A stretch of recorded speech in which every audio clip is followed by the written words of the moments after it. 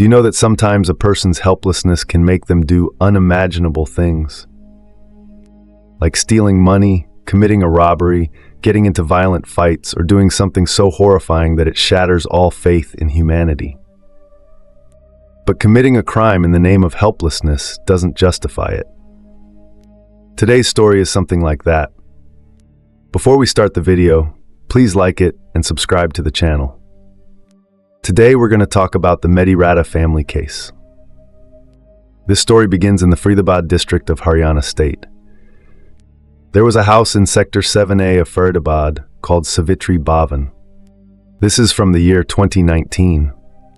A family of 3 used to live here. Praveen Medi Ratta, his wife Sudesh Bharti, and their son Darpan Medi Ratta. Occasionally, Praveen's daughter Priyanka and son-in-law Saurabh Kataria would also visit. Praveen, the head of the family, was a radiologist. He was a faculty member at the All India Institute of Medical Sciences, AIMS, and also ran his own clinic in the basement of his house.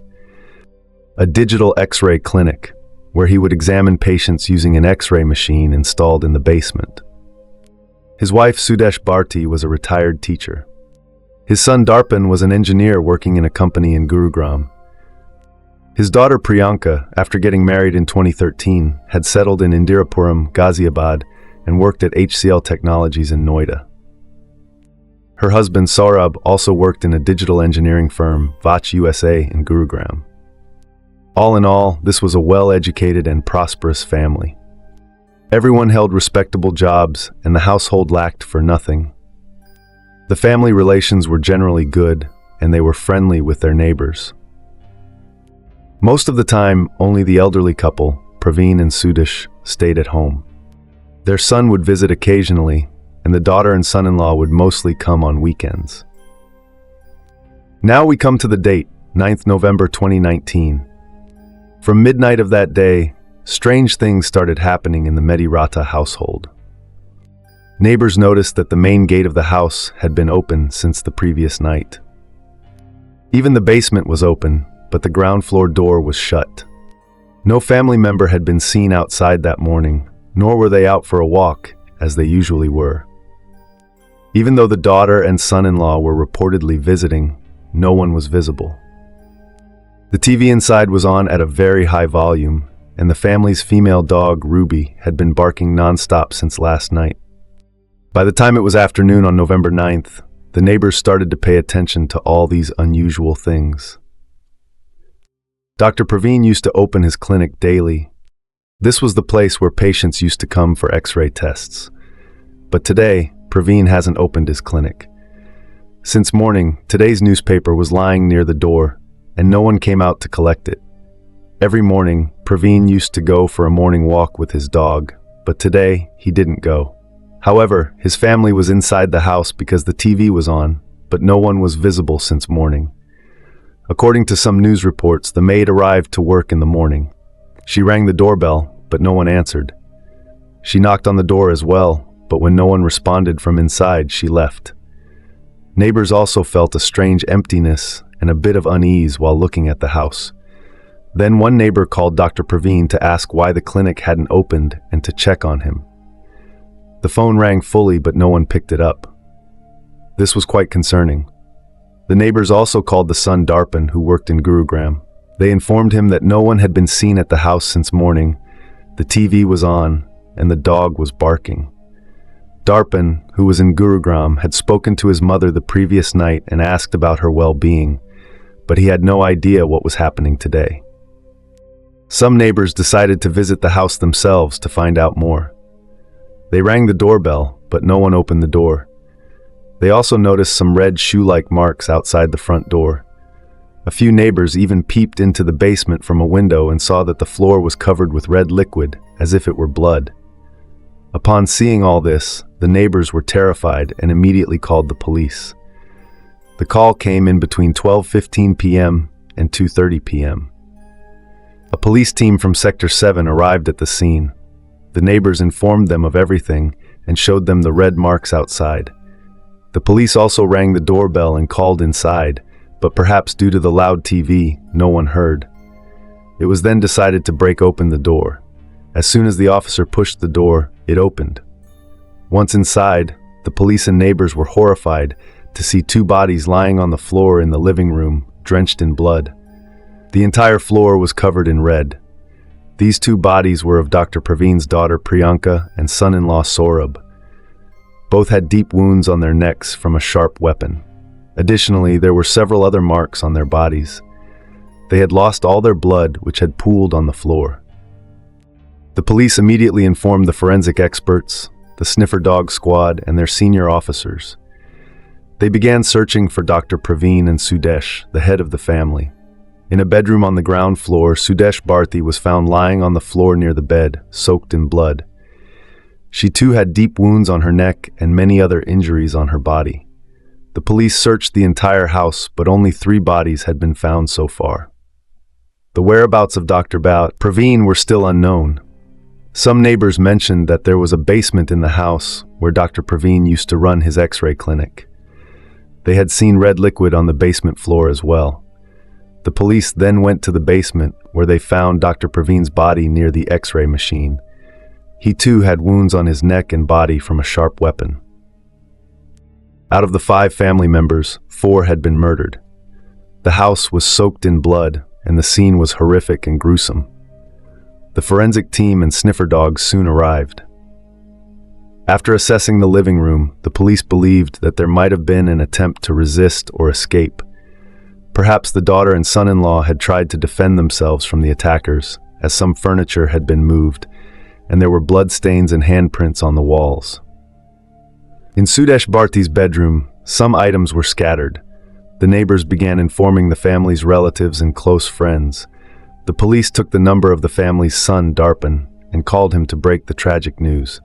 Darpan immediately left for Faridabad from Gurugram after closing his business. When Darpan arrived home and saw the condition of his parents, sister, and brother-in-law, he was shocked and fainted.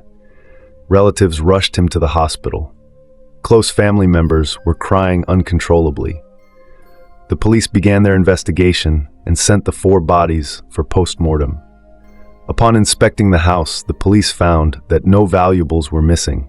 Everything in the house seemed intact. They discovered that the only missing items were jewelry worn by the 2 women, Sudesh and Priyanka. This suggested that the 4 murders were not motivated by theft. It didn't seem like a robbery, as no signs of forced entry were found. It appeared to be a case of personal enmity or revenge. Some CCTV cameras around the house and nearby areas captured footage, and the police began reviewing it. The TV in the house was turned up full volume, and the dog was barking. But why didn't the dog attack the killers? If it were an unknown person, why would the door be opened for them? Praveen's clinic had patients coming in daily for X-rays and diagnosis. Could any of them be involved in this? If the family had any enemies, the neighbors would know. The neighbors said this family had been living in the locality for about 25 to 30 years and had never had any issues with anyone. They were educated and well-mannered people who spoke kindly to everyone. No patient of Dr. Praveen had ever had a quarrel with him. Dr. Praveen's wife, Sudesh Bharti, also had a circle of friends, and none of them reported any conflict or fights. Since one member of the family wasn't present at the time of the incident and survived, for a moment, the police suspected that the family's son, Darpan, could be behind the murders, possibly over a property dispute. After hearing the news of the killings, some of Darpan's friends came over. The police quietly began investigating Darpan's call details and location. They formed 5 different teams from the crime branch and assigned different tasks to each team. The door to the room where the TV was on had been locked from the outside, and the female dog, Ruby, was also locked in the same room. The killer may have locked her up before committing the murders to avoid being attacked.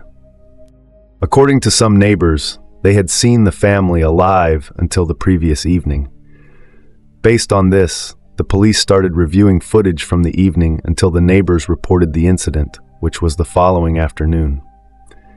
They looked into who entered the house, who was seen around the area, who visited the clinic, and what activities occurred in the family's house before the murders. During the investigation, the police discovered that on the night of November 8th, a silver scooter arrived near the house at 10:01 p.m. The person driving the scooter was wearing a helmet. At that time, the person parked the scooter near the house and waited for about 12 to 13 minutes. During this time, Dr. Praveen, his wife Sudesh and the dog Ruby came home. The person continued waiting on the scooter. Around 10 to 27 p.m., the man wearing a helmet entered the house. Shortly after, the daughter and son-in-law arrived, and the man stayed inside the house. At 11:05 p.m., the man hurriedly left the house and drove away on the scooter. Based on the footage, the police became suspicious of this person. They continued reviewing footage from the following afternoon to ensure no stone was left unturned. A total of 4 suspects emerged in the investigation. The police started questioning relatives, friends, and neighbors of the Mediratta family, including Darpan, once he stabilized. Darpan was shown the footage, and fortunately, they identified all the suspects. Everyone was notified to come to the crime branch office, and 3 of the 4 suspects arrived and gave their statements.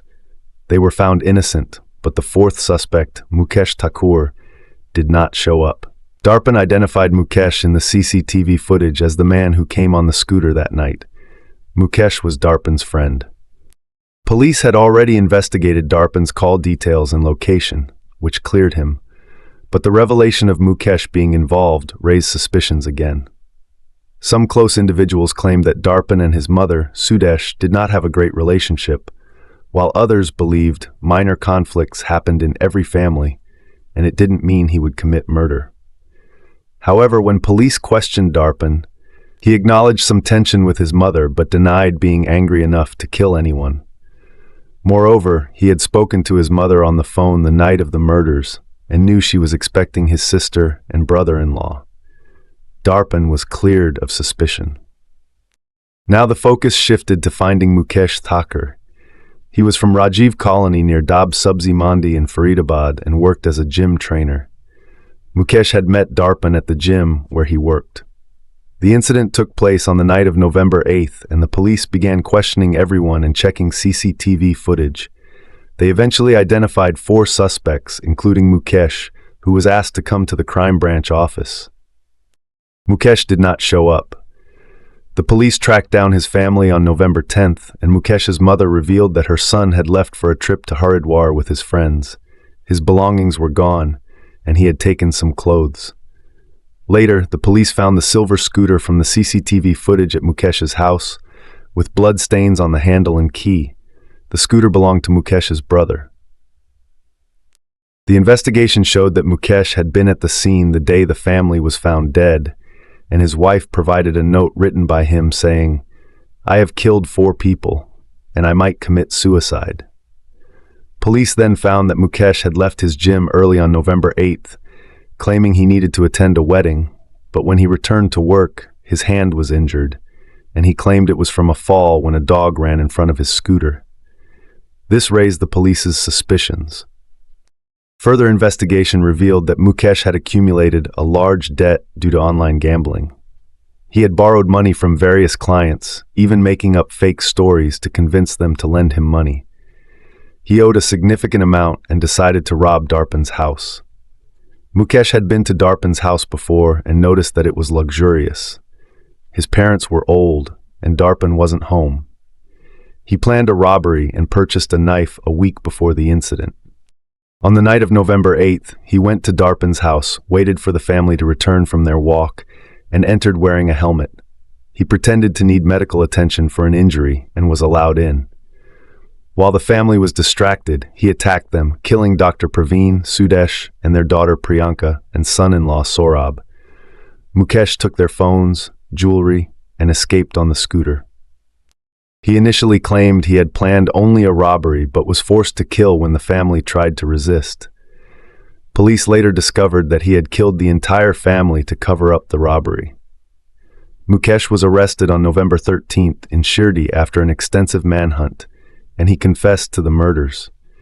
He had stolen about 2 lakh worth of jewelry from the house.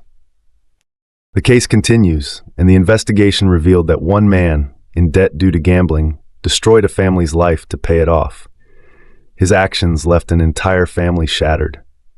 This case serves as a reminder of the destructive potential of debt and greed. Friends, the purpose of sharing this incident is not to upset anyone, but to raise awareness. What are your thoughts on this case? Please share your comments below. If you like this video, don't forget to like and share it. If you haven't subscribed yet, please do so now. Thank you.